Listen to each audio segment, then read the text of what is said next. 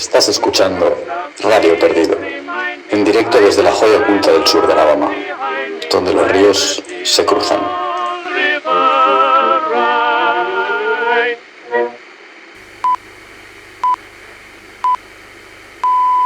Hola a todas y a todos y bienvenidos al único programa de radio que no es un programa de radio, porque estas conversaciones, si algo son un homenaje a Michael McDowell, autor de la saga que tantos hemos amado y disfrutado, Blackwater. Un homenaje porque gracias a Blackwater hemos descubierto a un autor genial, un autor que quería escribir literatura popular, que abogaba porque la mayor cantidad de gente disfrutara con una actividad como la lectura. Un autor cuya alma divulgadora, parecida a la de la radio, sabía entretener, escribir con un estilo a nivel de los grandes clásicos y proponernos una obra literaria que proporciona horas y horas de conversación. De lectores a lectores charlaremos de historia, del activismo LGTBIQ de McDowell, de la mitología que recorre las páginas de la saga, de las influencias de terror de la que ésta está salpicada, de esos grandes temas de la literatura como la familia o la venganza, personificados en los inolvidables Cascade. Elementos todos ellos que con gran maestría en McDowell y en Blackwater conviven con un culebrón adictivo y francamente fascinante. Porque esta saga es muchas cosas, pero sobre todo es diversión, es entretenimiento, es el placer de la lectura. En cada una de estas charlas, en este jugar a la tertulia radiofónica, nos acompañan otros lectores de la saga y amigos de la casa, gente que, como McDowell, disfruta compartiendo conocimiento y con los que es un honor contar. Si todavía no quieres dejar atrás Perdido y quieres estar al tanto de todas las novedades del universo Blackwater, además de recibir contenido en exclusiva y entrar a formar parte de una comunidad de lectores única, te esperamos en sagablackwater.com.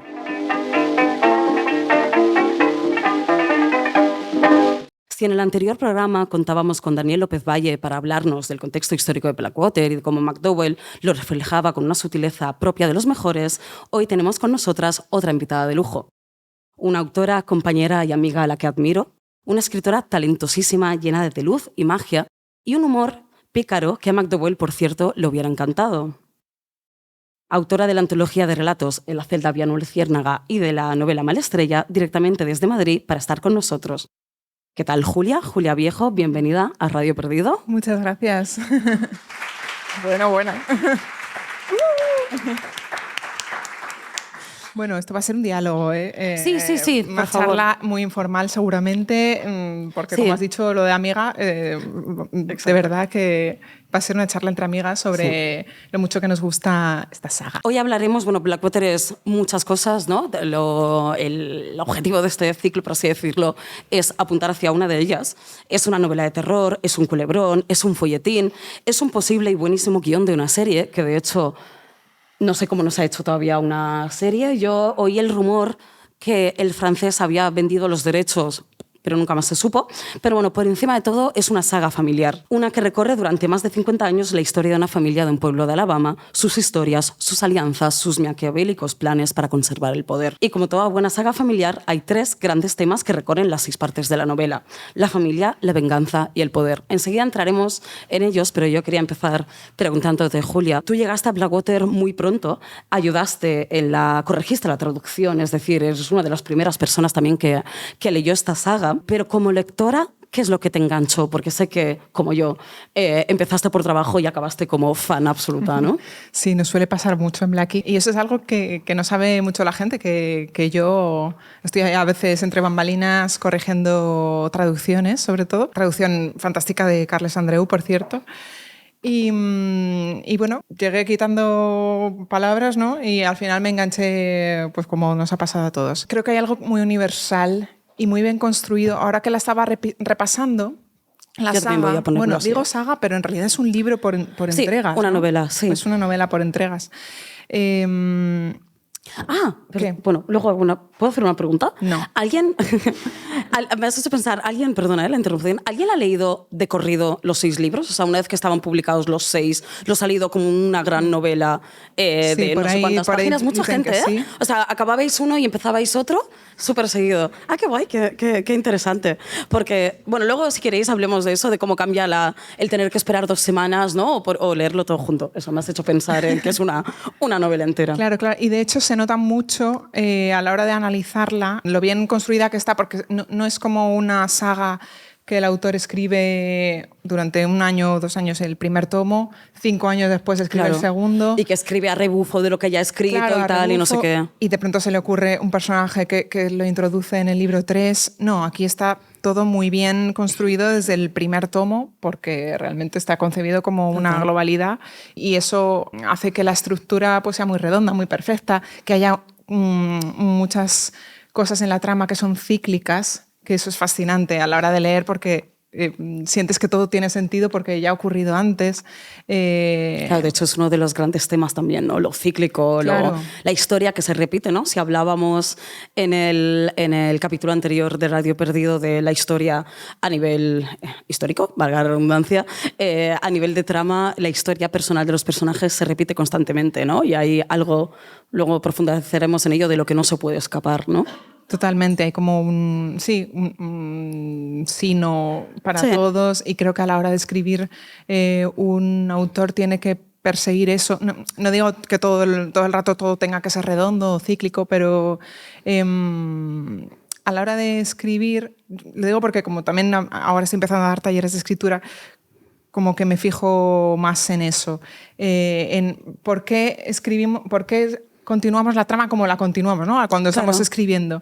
Y no es al azar. A ti no te da el capricho de que el personaje se ponga a hacer no sé qué, no sé cuántos. Hay que escuchar a la propia historia y a los propios personajes y ver qué ha pasado antes, ¿no? O sea, quizás lo más de capricho es el principio. Una vez sientas esas bases, hay que encaminarse hacia una consecuencia lógica. Y muchas veces... la verosimilitud, ¿no? Es decir, que parezca que puede pasar, aunque no pase, ¿no? Sí, sí, sí. Y lo de ser cíclico es una cosa que es, bueno, un tropo constante en la literatura universal, y los temas de los que vamos a hablar también. Entre ellos está la herencia, que es la herencia otra vez, lo cíclico, ¿no? Lo que se repite, lo que pasa de generación en generación. Y aquí hay unas cuantas generaciones para pasarse movidas. ¿Qué hay? ¿4? ¿5? ¿3? No sé. Muchos Cascade. Claro, sí, ¿no? Depende si contamos la de María de los Amores. María de los Amores, María de los... porque ella es como la única, bueno, no, junto con James, ¿no? En la primera generación. Antiguos. Y pero se menciona a sus padres y aparecen en el árbol, pero no están vivos. Y luego, pues probablemente 4, hasta el final. Yo creo que sí. Y aparte es muy curioso porque a nivel de familia, ¿no? De los temas, justo estaba releyendo. Yo tengo una cosa que es que como persona muy inteligente, lo digo con ironía, en vez de tomar apuntes en algún documento y tal, tomo los apuntes de mis lecturas en los libros directamente. Entonces, cuando quiero volver a ello, tengo que volverme a leer los libros sí o sí, y los márgenes y tal apuntaditos. Entonces, en todos estos márgenes apuntados, me he dado cuenta de que en Blackwater, a nivel de familia, empieza la familia Cascade con casi estéril, es decir, no hay niños. La única niña que hay es Grace, y eso lo dicen los personajes, y lo dice un personaje importante de la novela, que es Perdido, ¿no? En plan, hay un momento de la novela que Perdido comenta, en Perdido se comenta que los Cascade nunca había habido tantos, ¿no? Con la llegada de Elinor empieza a haber vuelve a haber niños Cascade, ¿no? Así, hasta que al final la decadencia de los Cascade también vuelve a no haber más Cascades, ¿no? Entonces también es una historia ¿cómo se dice? Amplificación familiar, o sea, que se amplifica la familia y luego se vuelve estéril, ¿no? Sí, y aquí podríamos hablar de la simbología de Elinor, la maternidad, la fertilidad. Claro. Pues de entrada la familia como monstruo, ¿no? Elinor es el monstruo que viene a ampliar la familia y al mismo tiempo a destruirla para algunos de ellos, para Milov, para...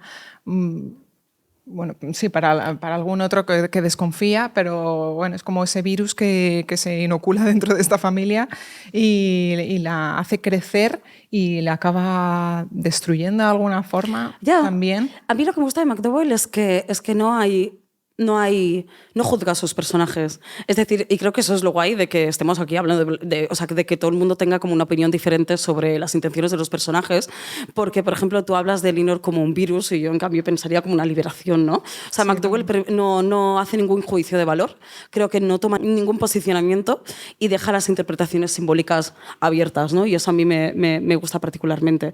Pero sí, se puede entender como Elinor, esa cosa que viene a alterar Claro, claro. Sobre todo, ya digo, para la matriarca. Bueno, es que la menciono mucho porque es que me encanta Mary Love. Qué buena villana, ¿eh? Qué buena buenísima. villana. De hecho... O sea, todo el mundo, lo pregunté la última vez, pero creo que hay caras nuevas. ¿Todo el mundo lo ha terminado? ¿Todo el mundo ha ido más allá del 3? Bueno, ¿Sí? espero que ¿O es sí. más fácil? Si ¿Alguien no ha leído más allá del 3? Perfecto. Vale, pues... ya estaba a puntito de lanzarme directamente yo, la verdad. Es que sí. Bueno, recuerdo en el club de lectura, donde estaba el caballero, mi madre hizo el gran spoiler de Mary Love. Se le escapó Pero cuando... no lo había leído la gente. No, estábamos haciendo el segundo libro y mi madre ya se los leyó todos en italiano y luego intentó recular y tal y no sé qué, pero le soltó el spoiler. Entonces, eso no va a pasar. Iba a decir que es tan buena villana que por un lado deseas que muera, pero te da una pena también, en plan, y piensas, y sobre todo una cosa muy buena, piensas, ¿cómo va a seguir ahora el libro? En plan, claro. Ha desaparecido el mayor conflicto y me quedan 3 libros por delante, ¿no? Y McDowell es tan buen escritor que uno de los antagonistas o personajes principales muera en el 3er libro no va para nada en detrimento de la trama. Al revés, a partir del 3er libro... ya coge carrerilla. Claro, sí, se transforma, digamos. Sí, es otra cosa, pero a mí me encanta también. Aún así, me dio pena. Sí. Y aparte muere de una manera muy dura, muy dura, o sea, muy macabra, ¿no? Que hay mucho... Es muy macabro McDowell y tiene un humor negro. Releyéndolo, hay un momento que cuando se van a Chicago, es una tontería, es un diálogo, por eso él está lleno de detalles así macabros que sustentan tu idea de que está todo pensado y atado. Y como que creo que Sister le dice a Mary Love, venga mamá, que quiero que veas Chicago antes de morir, ¿no? Y muere, y nunca ve Chicago y muere, ¿no? Y son estos detallitos súper macabros de destino fatalista, ¿no? De los que está llena la saga, que es increíble. Sí, a mí me gusta muchísimo el humor que utiliza tan fino en esos personajes, también en los personajes masculinos, ¿no? Como no se pispan de nada. De nada. en Oscar, sobre todo. Bueno, James está tratado de manera más amable. Sí. Ostras, ¿tú crees que el hecho de que Oscar se quede ciego es también una metáfora de su ceguera, de no querer ver lo que es Elinor y no querer reaccionar y tal? O sea, ese destino precisamente que McDowell le da es como una metáfora de te ha venido bien hacerte el ciego toda tu vida. Se puede interpretar totalmente. Yo creo que muchos de los males de los personajes, de los que acaban mal, es decir, el 90%, son un poco reflejo o se pueden interpretar como un símbolo, ya sea intencionado o no, por parte de Michael McDowell, que no le tenemos aquí, por desgracia, para preguntarle. Es que, perdón. Sí, no, interrumpe. Soy súper desordenada. No. Por eso leo al principio, porque es lo único que voy a decir con orden y luego tal. Pero creo que murió en el 91, ¿no? 99. En el 99. O sea, ahora tendría 70 años, creo, Michael McDowell, por ahí. Y es una pena. O sea, esto lo pienso mucho. En plan, tendría 70 años y podría estar aquí perfectamente charlando con nosotras, ¿no? Pero bueno, tenemos su fotito allí. Sí, es verdad, le hemos puesto ahí en plan... En memoria. Ya está, perdona, Jorge. Nada, tú interrúmpeme lo que quieras, de verdad. Y ya he perdido el hilo, pero bueno.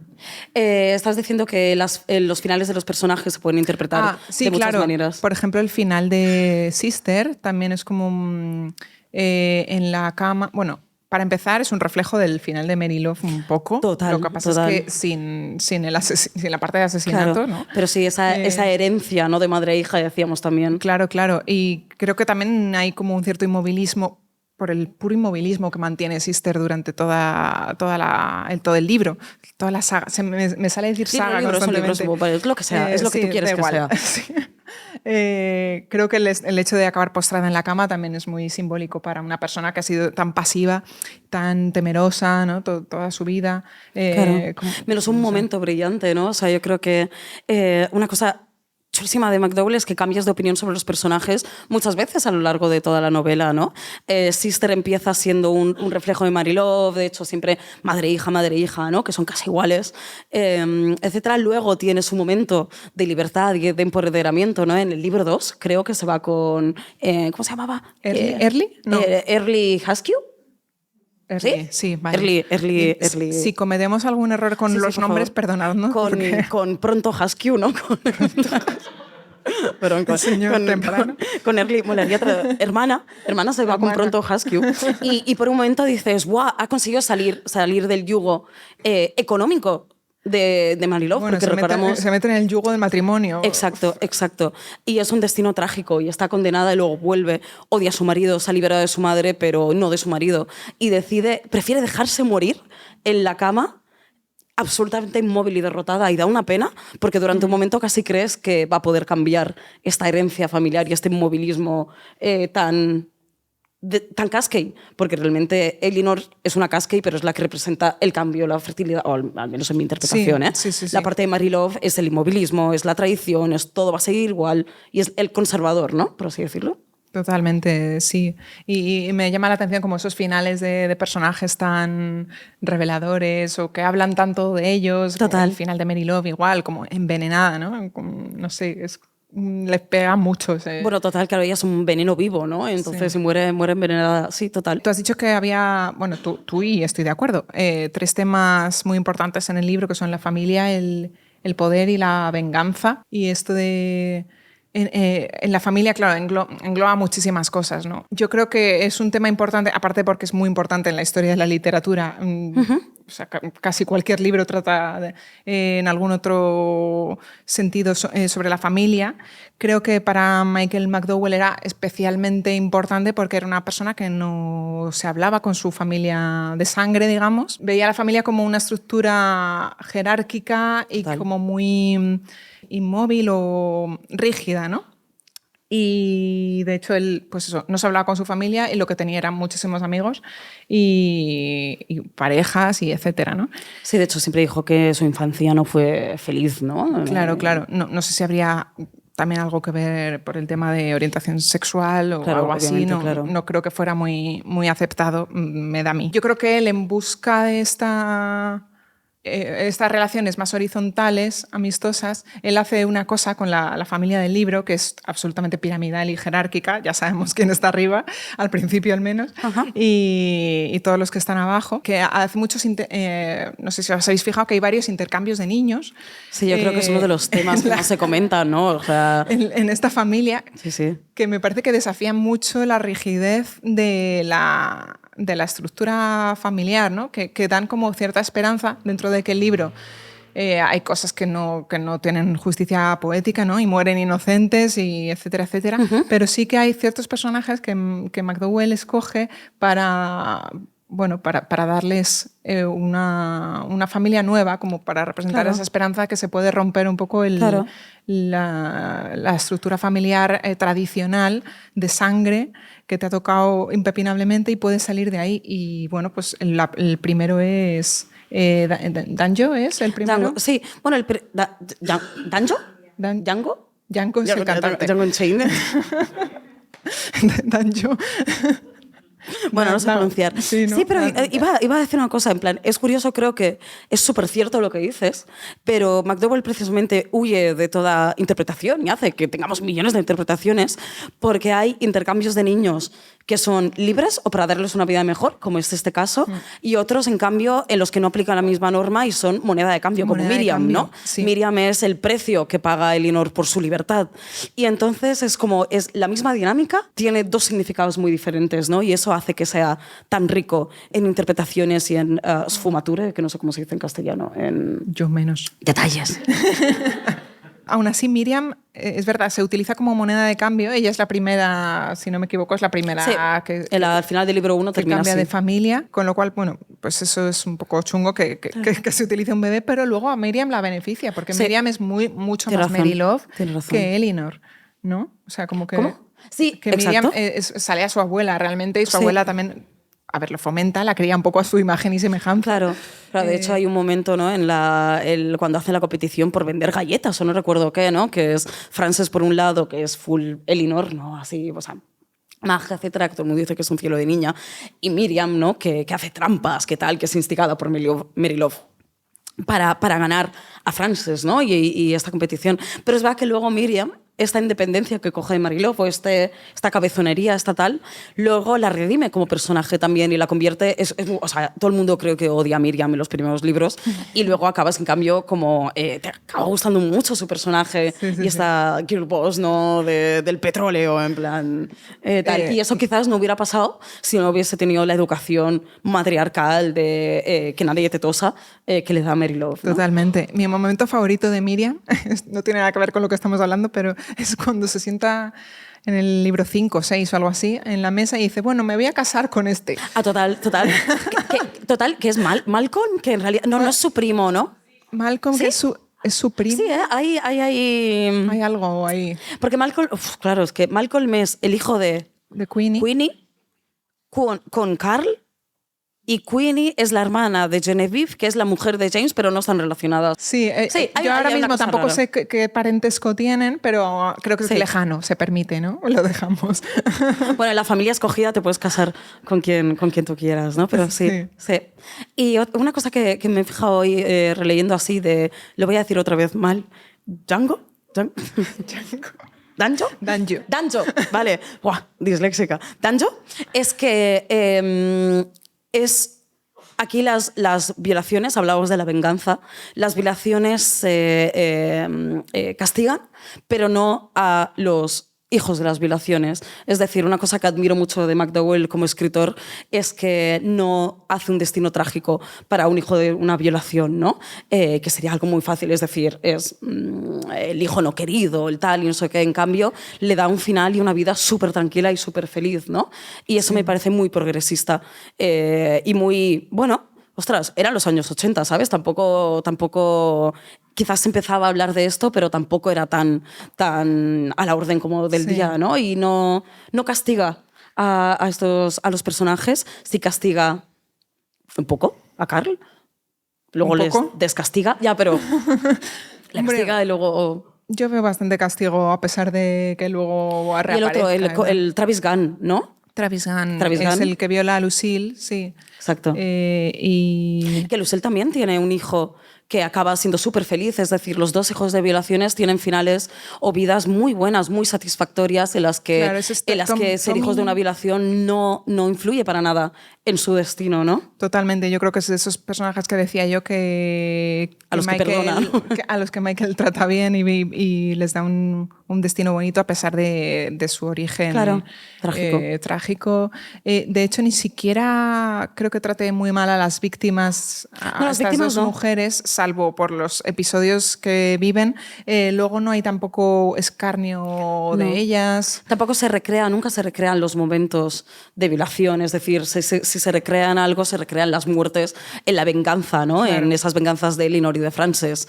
Y ahí sí que es full truculento, etc. Pero no se recrea para nada en los detalles de la violación. Y eso para mí, no sé, hemos crecido con un montón de cultura que sí que se recrea en estos detalles, ¿no? Ahí está, para bien o para mal, pero ahí está la famosa escena de Gaspar Noé, ¿no? De Irreversible, que son una escena de violación durante 10 minutos. Y bueno, aquí creo que muestra que se pueden hacer las cosas de otra manera. En libros también, en el bestseller. Claro.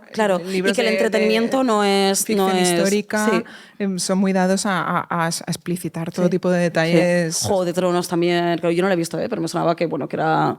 Que eso tal. Y nos hemos ido un poco de tema, pero era para hablar del tema de la venganza, ¿no? Y del perdón y la venganza que hay en Blackwater también. Sí, se recrea mucho más en la venganza a estos violadores que en el propio delito cometido, ¿no?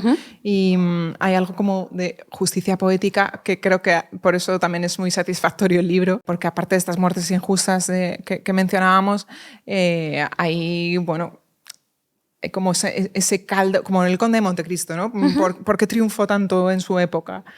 Claro, porque yo decía, no hace falta saber los referentes folletines, yo no sé nada del Conde de Montecristo, entonces ilumínanos, porque yo no tengo ni idea.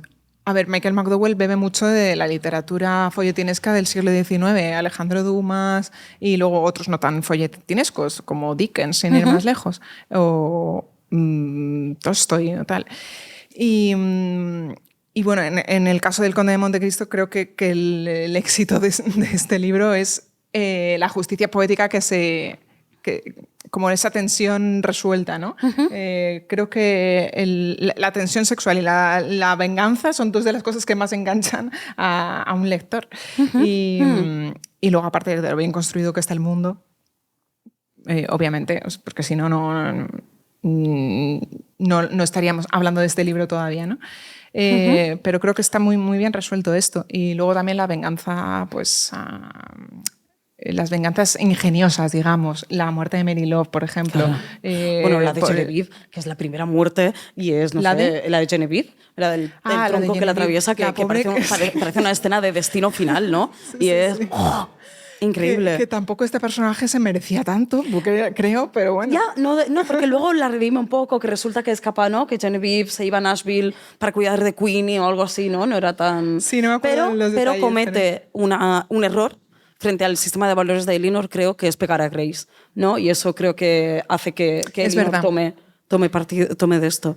Hablando de venganza, claro, creo que es un libro que habla mucho de que todos nuestros actos tienen consecuencias, ¿no? Y por lo tanto recibes castigos, etc. Pero me gusta que ni siquiera una fuerza de la naturaleza como Elinor escape de este sistema de que sus actos tienen consecuencias. Yo siempre he interpretado el famoso aterrador armario como la representación de que ni siquiera Elinor puede escapar de sus actos de venganza, ¿no? Vuelven a por ella esos espíritus y persiguen a su familia y atormentan a su familia hasta el último día, ¿no? Entonces, que Michael McDowell incluso al personaje más vengativo le aplique una venganza, me parece magistral. La habitación de... ¿Cómo se llama? Del final del pasillo, ¿no? La habitación de delante o algo así. ¿La habitación de atrás? ¿Puede ser? ¿Os acordáis? No.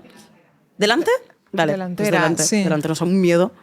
De hecho, releía al final del libro 3, lo pongo en boli. ¡Qué miedo! Con muchas ojos. Sí.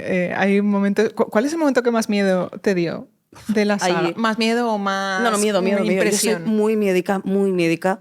Igual le ha pasado bastante gente que cuando escuchaba Blackwater hablar, o sea, que si te lo contaban como un libro de terror, que no lo es, creo, porque lo he podido leer, pero en Italia, por ejemplo, sí que se promocionó mucho y se vendió y tal como libro de terror. Y a mí no me lo hubiera leído nunca, porque creo que solo he leído... Mira, It... me gustó. Y El Exorcista, que me lo iba a decir también, pero creo que era antes de volverme tan médica. En plan, cuando era pequeña no me daba miedo. Entonces, el momento que más miedo me dio fue el libro 3, cuando... ¿Lo puedo leer? ¿Puedo leer el final? Claro, sí. De hecho, tengo los míos aquí. Eso es cuando John... No son atrechos, son... John Robert, ¿es? Sí. Yo sé que hay un momento en que compara un ojo con un huevo abriéndose. A mí eso, si me acuerdo todavía, eso es lo que más impresión me dio. Bueno, es todo el tema de... O sea, es justo al final, ¿no? Estos John Roberts sobre todo persigue a Frances, o sea, quiere vengarse a través de Elinor, a través de hacer daño a sus seres más queridos. Y entonces todas las últimas páginas del 3, que es la casa, efectivamente, porque todo ocurre ahí, en esta casa, es cuando la puerta del pasillo, parece que se va a abrir otra vez, ¿no? La primera vez que parece que se va a abrir y aparece esta luz así tan tal, es cuando luego Michael McDowell lo hace genial, que tú estás ahí con la tensión de la puerta, la luz, y de repente disparos calcitan y rompe la tensión y te la lleva a otro lado y te olvidas de eso. Pero eso sigue ahí latente, ¿sabes? En plan, el monstruo ya ha asomado la patita. Y para mí la última frase me da muchísimo miedo. Cuando despertó por la mañana, supo que todo lo que había sentido, visto y vivido no había sido un sueño fruto de la melancólica excitación del día anterior. Frances Caskey sabía con certeza que, de alguna forma, aquello que en su día había estado confinado en el interior del armarito ahora podía moverse con total libertad. Y lo peor era la convicción de Frances de que un día volvería a decir «Entra, John Robert», pero no llegaría a tiempo para cerrar la puerta. Y de repente tenías que esperar 2 semanas para el siguiente libro. No mientas, tú no tenías que esperar 2 semanas. Yo me lo leí todo en un día y medio, pero empatizaba con la gente que después de leer esto tenía que esperar 2 semanas, ¿no? Y, duro. Sí, a mí el armario me daba muchísimo miedo, muchísimo. Sí, está muy bien conseguido. A mí me daba más, no tanto miedo, sino la impresión de los momentos más sangrientos, lo que decía del ojo, además... ¿Qué necesidad? El niño, ¿sabes? El pobrecito John Robert, que es un niño inocente.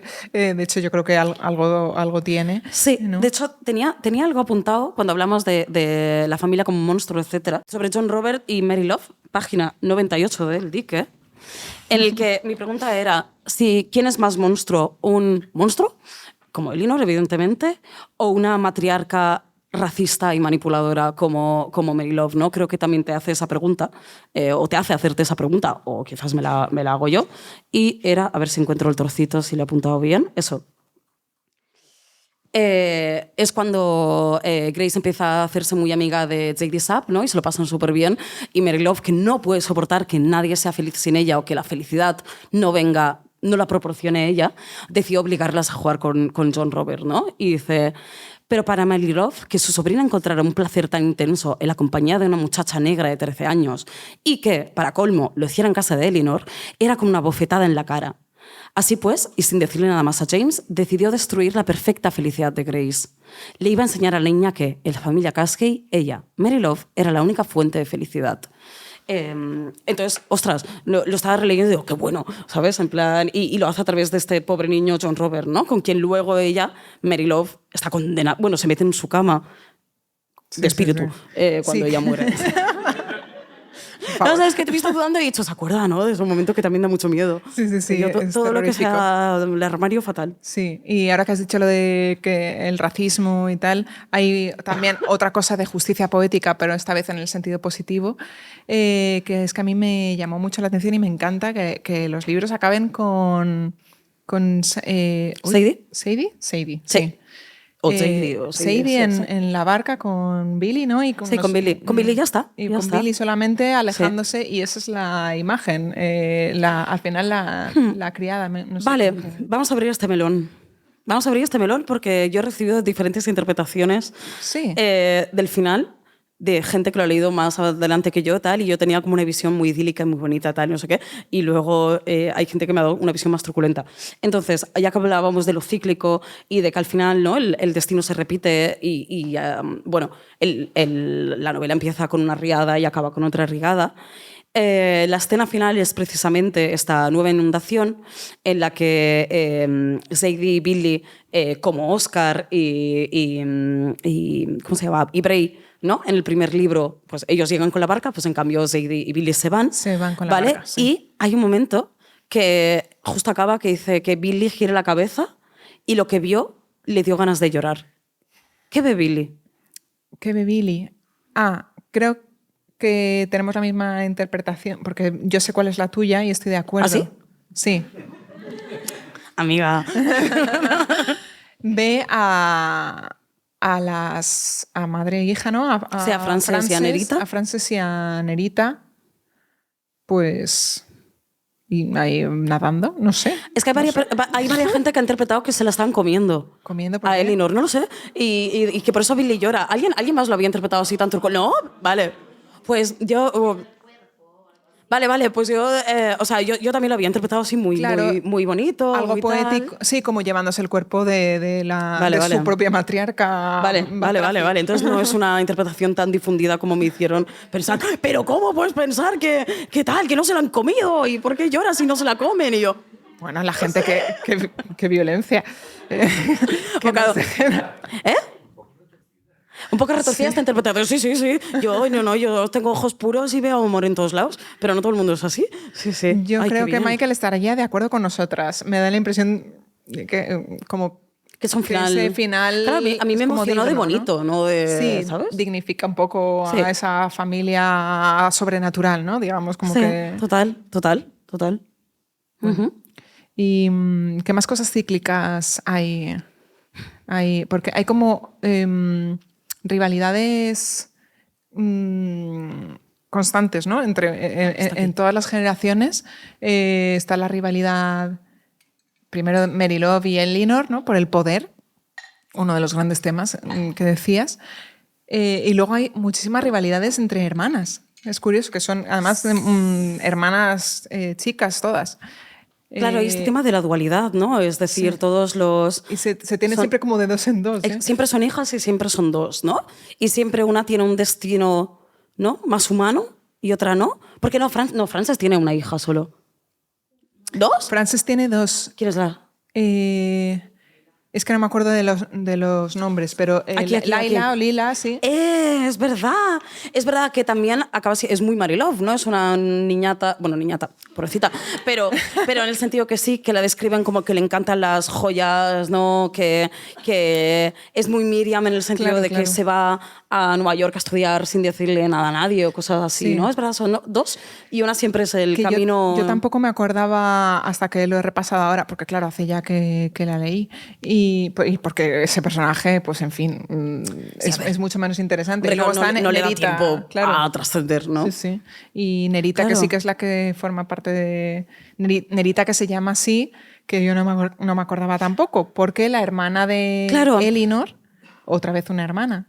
Claro, y otra vez una hermana, por lo que cuenta Elinor, que sí que era full pez, por decirlo de alguna manera, ¿no? O sea, ella...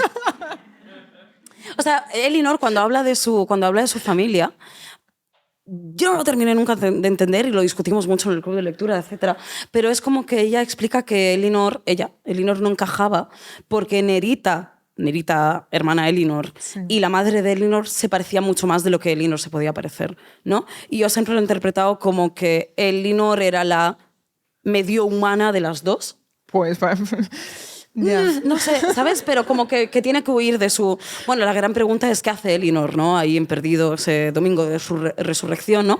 ¿Por qué? Y yo tengo la sensación que es una gran historia de amor. Esto lo dije, sí, para mí es una gran historia de amor. Y de cómo Elinor se va convirtiendo cada vez más en humana. Es decir, bueno, cada vez va matando menos. Al principio, la primera muerte que da es por puro... ¿no? Que es el pobre niño hijo de los Bray, que se lo zampa así porque sí, pero a partir de ahí empieza siempre tiene una motivación sus muertes, ¿no? Y poco a poco, de hecho, envejece cada vez más, ¿no? Los primeros libros no envejece casi y tal, no sé qué, y luego se deja humanizar cada vez más. Y entonces yo cuando me pregunto ¿qué quería Elinor? No sé, creo que quería una familia y quería ser humana y quería amor, y entonces por eso su familia no la quiso. Creo, esa es mi interpretación final. A mí, si algo me falta de la saga, quizás es porque no sé si había planteado en algún momento una precuela, pero me falta más historia de Elinor, ¿no? Para comprender sus motivaciones o su, bueno, sí, su naturaleza, la parte esta sobrenatural, pero también estoy de acuerdo que creo que su objetivo al final es tener una familia, porque también ella se ablanda, digamos, con sus hijas, con su hija. Bueno, con Miriam. No con todas. No, pero con Miriam incluso al final, o sea, se vuelve cada vez más humana. Al final sí, un poco envejece más. cada vez más. Al fin y al cabo ella decide dejar atrás la inmortalidad, ¿no? Y el agua para ir al mundo de los humanos, por así decirlo, ¿no? Y me hace pensar en esta dualidad, ¿no? En el sí, siempre otro tema que recorre la saga es esta cosa entre la dualidad entre mundo natural y mundo humano, ¿no? Y cómo es la división que siente Elinor, es la división que hay siempre en las parejas de hijas, ¿no? Una es más humana, una es menos, y cómo se enfrentan a esta dualidad, ¿no? Los personajes que escogen su destino natural o escogen un destino humano, ¿no? O pueden escoger, porque Frances, por ejemplo, al principio escoge humanidad, pero luego evidentemente se va con Nerita. Sí. Miriam, en cambio, ni siquiera parece que se le aparezca esa pregunta en la cabeza, o sea, no es Cascade, no es Elinor. Pero sí, no sé, mi interpretación general de la saga es un poco esto. Sí, ser humano contra naturaleza, sí. ¿no? Contra las fuerzas. Sí, eso es, yo creo, como... O sea, es un poco una sirenita. No, pero si lo piensas, o sea, podría ser, no lo sé. Tenemos una charla de mitología en la que podemos hablar de, seguramente que hay relatos míticos que hablen de esto, y seguro que la sirenita salía de esto, ¿no? Pero a mí sé que me recuerda un poco el bueno, dejar atrás tu mundo para el amor humano, no lo sé. No sé si está moralista McDowell, ¿eh? Bueno, a ver, es que se puede interpretar de mil formas. Si se reduce tanto a la esencia, lo que decimos, ser humano contra naturaleza, contra las fuerzas, ¿no? Sí. Incluso podemos irnos a la Biblia. Claro. O sea, pero eso ya en la próxima sesión, o la última sesión, ¿no? Que tenéis, creo que es la última. Seguro que podrán decir más sobre esto, sobre la mitología, ¿no? La mitología, los arquetipos que hay ahí, no solo en los personajes, sino en la propia trama y tal. Y a mí hay otro símbolo también que me gusta, que me ha recordado hablando de la riada, que es el dique. Ese dique tan importante que abarca un libro entero, su construcción, Total. y que tantas ampollas levanta porque no quieren, porque justo Mary Love es la que se opone. Ajá, ¿no? ¿Mary Love se pone al dique? ¿No se pone Mary Love al dique? Bueno, Mary Love se pone a Pronto Husky en general, ¿no? Husky. María de los Amores, es que si lo tradujeras todo, molaría. Mary Love se opone a ir Husky porque se opone a que Sister tenga libertad, ¿no? Entonces creo que por asociación se opone al dique.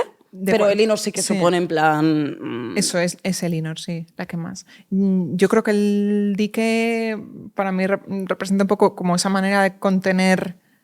La naturaleza, claro. Tratar de contener la naturaleza e incluso la familia, que igualmente al final se va a acabar desbordando con Elinor, ¿no? Claro, bueno, y porque Elinor siempre lo dice, ¿no? Este dique, mientras yo viva, este dique aguantará, ¿no? Pero cuando yo muera, este dique se derrumbará, que es lo que pasa, ¿no? Exacto, en Lluvia, el último libro. Y no sé qué nos queda. A ver qué más hay en nuestros apuntes. Bueno, yo debo decir que... ¿Cuál es tu favorito? ¿Personajes? No, de los 6 de las 6 partes. Yo diría el 2, quizás. Sí, el dique. El dique. O el primero. No sé. Bueno, estoy dudosa entre los 3 primeros, en realidad. Me gusta más la primera parte. También es que yo los leí corrigiéndolos, con lo cual ya al final ya estaba un poco cansadilla. Claro, no los has vuelto a leer como luego... solo un poco por encima, sí. Claro. Y leerlo de esa manera no es lo mismo. A mí me da envidia la gente que lo ha leído sin más, ¿no? Que se lo ha metido... por donde ya sabéis. Porque creo que es una lectura súper muy disfrutona. Claro. Pues hablando de familia, por eso te preguntaba, mi favorito creo que es el 4, La Guerra, porque me da mucha paz verles feliz. Por primera vez, en plan, es como, ostras, tienen reuniones familiares, comen en casa de todos, ¿no? Durante un tiempo. No sé, joder, les ves como... Es que los puedo visualizar mucho y me imagino a los Cascade siendo tan felices y dejando de ser tan desgraciados y dejando de estar tan oprimidos por esa matriarca, ¿no? Y por fin tienen libertad y celebran las cosas y se unen entre sí, ¿no? Y son una familia medio normal por un rato. Es verdad que me da mucha paz. Eso es bonito y me encanta. O sea, cuando más felices son es durante la Segunda Guerra Mundial. Total. Eso es increíble, claro, porque ellos se hacen más ricos que nunca. Por supuesto, para los ricos las guerras son fantásticas. Sobre todo si tienes un aserradero, ¿no? Claro, sí, eso es guay también de McDowell, ¿eh? En plan, es muy guay como con el tema del dinero, ¿no? Esto lo hablamos un poco en la anterior sesión, la de historia, pero eso a ellos no les afecta del todo el crack del 29, les da un poco igual, consiguen salvarse también. En la Segunda Guerra Mundial se hacen más ricos que nunca porque sacan provecho de todas las fortificaciones que hay. Luego el petróleo, ¿no? Que ahí hay una intervención divina. Sí.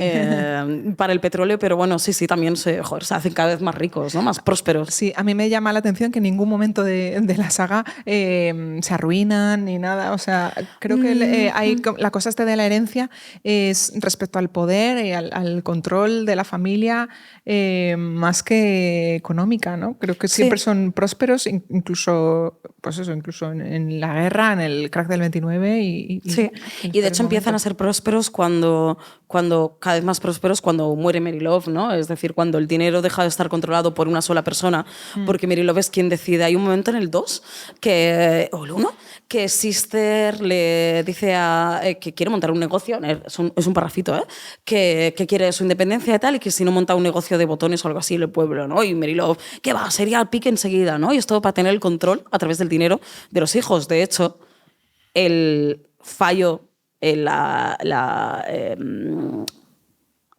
tema por el que Mary Love es castigada es porque se niega a dejarle dinero a Oscar, ¿no? Para que siga controlado por le ella, pide, ¿no? $100,000 para no sé qué, para pagar una deuda que había contraído con no sé qué, no sé cuántos, y Oscar va a hablar con Mary Love, se niega, tal, no sé qué. Elinor se lo pregunta una última vez, Mary Love se vuelve a negar y Elinor entonces decide aplicar su justicia o injusticia divina, ¿no? Y entonces el dinero, la herencia, el control, el poder, Claro, está claro, todo, es verdad. está Sí, todo, está muy está todo muy relacionado. unido. Un turno de preguntas o de comentarios o de participación, porque creo que eso, lo decía al principio, es un libro que, gracias a Dios, da muchísimo comentario. Entonces creo que es muy guay que lo comentemos juntos también. Entonces, si alguien tiene alguna pregunta, observación, tema a debatir, por favor. Ujú. Yo el poder lo interpreto, hay varios tipos de poder, ¿no? Hay un poder que, por así decirlo, va, o sea, que no tiene que ver con el poder de la familia o la venganza, etcétera, que es el poder que tienen las mujeres en esta saga, ¿no? Lo hablamos un poco, pero es una elección muy clara de McDowell, y también el poder que tienen las mujeres acaba siendo el poder que tienen las mujeres en general, ¿no? Con ese párrafo tan famoso de las mujeres de perdido eran quienes en realidad controlaban todo, tal, los hombres no, acaba teniendo también un reflejo en los personajes, que es decir, el poder está ostentado por dos matriarcas, ¿no? Primero enfrentadas, y precisamente están luchando por ese poder, por ese control familiar. Es un poder de mujeres, bueno, sí, sobre todo en esto, ¿no? Que baja también hacia los personajes más, claro, y que las concretos. corrompe también, es la consecuencia que tiene el poder, que no es solo, mira, las mujeres que poderosas, ¿no? O que empoderadas. Exacto, y eso es lo guay también. Cabronas, exacto, que retorcidas. Claro. Y que qué bien, joder, que no son personajes perfectos, sino porque esas mujeres que tengan poder y tal, tienen que no ser, hacer elecciones que no nos parecen bien o que nos parecen moralmente reprobables, ¿no? Son todos los personajes femeninos, precisamente porque no son inútiles como los hombres, tienen muchos puntos de vista, ¿no? McDowell las dota de una profundidad y de unas contradicciones también que valoro mucho, ¿no? Sí, y luego está el acompañamiento masculino, creo que es importante también para algunas de ellas. Quizás no tanto al principio, porque Oscar no sabe por dónde le da el aire, pero sí que... Bueno, se acaban juntándose mucho, también compartiendo un poco las decisiones, etcétera. Y uno de mis momentos favoritos por lo costumbrista y lo prosaico de la situación es cuando hacen cuentas, que me recuerda cuando has hablado tú de cuando muere Mary Love y dicen, bueno, a ver, esto es un cacao, sí, ¿no? chicos, vamos a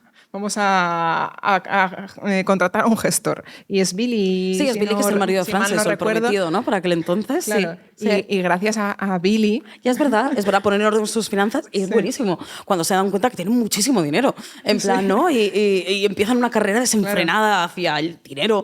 Pero sí, muy gracioso. ¿No te ha pasado nunca que de pronto dices, ¿cuánto dinero tengo? ¡Hostia! Mira, ¿no? Es el equivalente a encontrarte 5 euros en el bolsillo. Sí. Nosotros, pues ellos se encuentran como con... Sí, tal. Y el poder yo lo interpreto sobre todo en ese sentido. El poder en el sentido de mundo natural contra humano, que hemos dicho, ¿no? ¿Quién tiene más poder? ¿Quién gana la batalla? Creo que no se resuelve o hay interpretaciones para una cosa. Yo creo que gana la naturaleza. Yo creo que en el final, ¿no? Porque es... Ya, claro. Sí, es verdad. Sí. Que ya, pero ostras, pero Elinor muere plácidamente rodeada de los suyos, más o menos.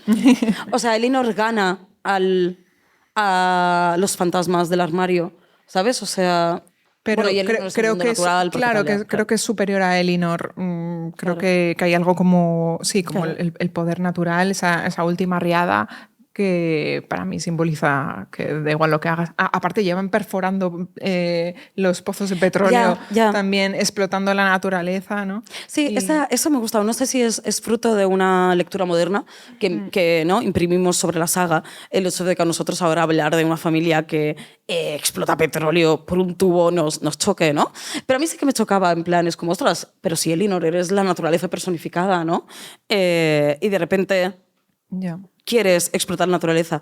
Pero de nuevo creo que igual es mi visión de lectora moderna y que no era un tema, no tengo ni idea. Probablemente sí. ¿Sabes? Eso siempre lo hacemos. Bueno, o sea, obviamente Blackwater sigue vivo porque podemos imprimir nuestras lecturas modernas, ¿no? Y muchas más lecturas que las que McDowell podía haber imaginado, podía haber escrito, que eso es lo guay. En plan, un libro no termina en el autor, sino termina en toda la gente que lo lee y significa muchas más cosas de las que pone, ¿no? Pero sí, yo poder lo veo sobre todo en esas dos. No sé si hemos contestado a tu pregunta. Sí, también hay personajes que huyen del poder, que es algo que yo haría, por ejemplo. Bueno, Frances, por ejemplo. Frances huye al mundo natural, no le interesa nada, no participa de... ¿no? Sí, de nada. sí, que eso también me llama la atención, que no es que todos deseen eso, porque al final un gran poder conlleva una gran responsabilidad. Exacto. Muy bien. ¿Alguna otra pregunta, comentario, debate? Adelante. Un poco también a raíz de lo que estabais hablando, esa idea también del concepto de como que la Tierra, como que en Estados Unidos es ancestralmente el poder como que está maldita, ¿no? Esa idea de que es una Tierra maldita incluso antes de que hubiera civilización, ¿no? Antes de que empezaran a llegar, antes de los indios, ya estaba como maldita, ¿no? Y entonces estas generaciones que a lo largo de la humanidad, a lo largo de las décadas, ¿no? Sí. Como que la naturaleza la va malformando y al final siempre tiene su castigo, ¿no? Sí, de hecho hay muchísimo folclore asociado a la naturaleza en Estados Unidos, ¿no? ¿Cómo se llaman? Las montañas Apalache, por ejemplo, ¿no? También se dice que es una zona llena de fantasmas, etcétera, no sé qué, porque es una tierra que ha sufrido mucho por las guerras y la violencia humana, ¿no? Entonces sí, es una tierra, ¿no? Que tiene mucho significado. ¿Ah, sí? La tierra también, de alguna manera, como que transmite ese mal a las personas y hace que estén siempre en guerra, ¿no? Siempre. Sí, hay mucha parte del folclore con el que se crió Michael McDowell de la América sureña, de Alabama, de Florida. Claro, es una zona que si ahora habrá partes sin explorar, hace un siglo sería casi virgen. Claro, es que Estados Unidos es un país de la joven, o sea, en plan, claro. Y hay, bueno, sí, y hay muchísima naturaleza, bueno, y es un país vastísimo, llenísimo de naturaleza, ¿no?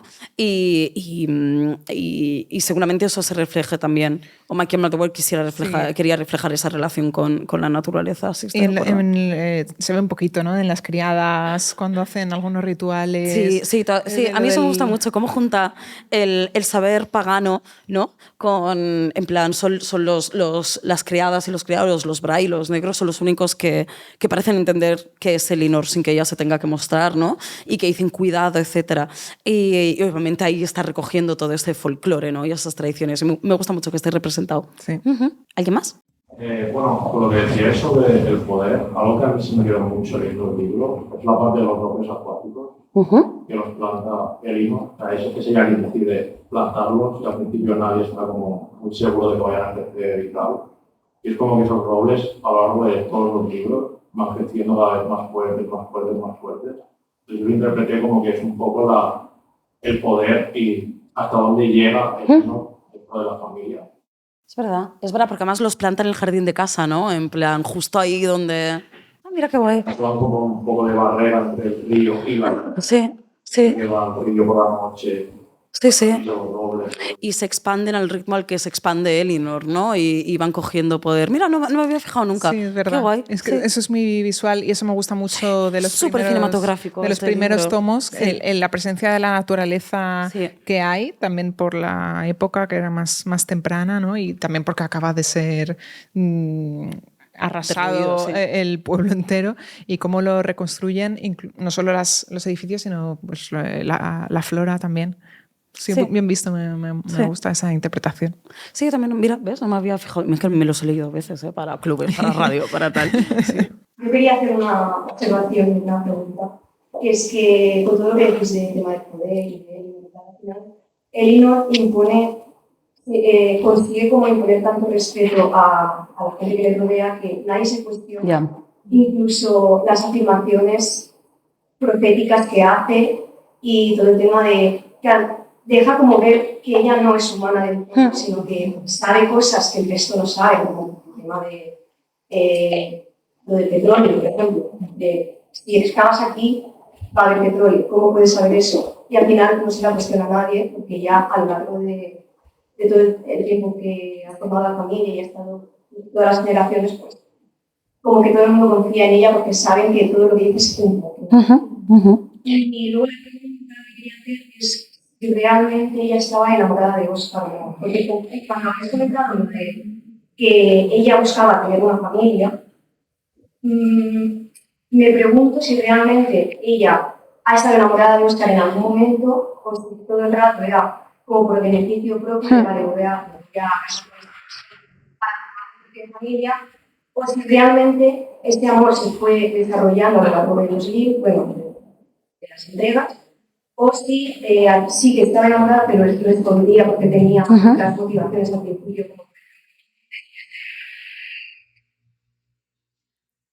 Yo no creo que estuviera enamorada de Oscar, creo que lo hacía por tener...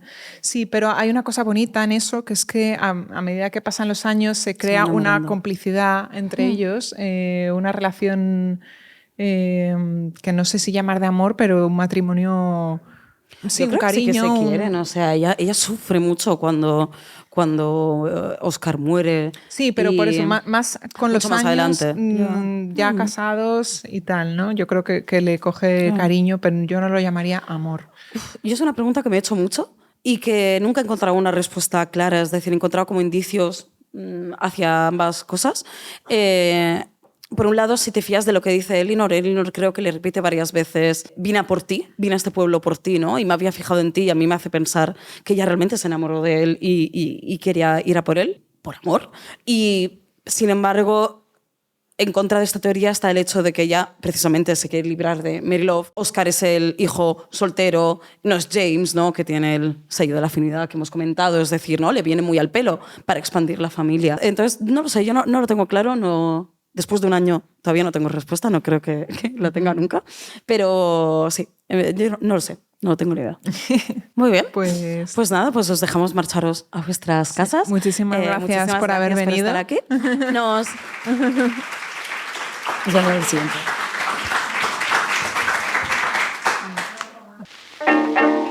Si todavía no quieres dejar atrás Perdido y quieres estar al tanto de todas las novedades del universo Blackwater, además de recibir contenido en exclusiva y entrar a formar parte de una comunidad de lectores única, te esperamos en sagablackwater.com.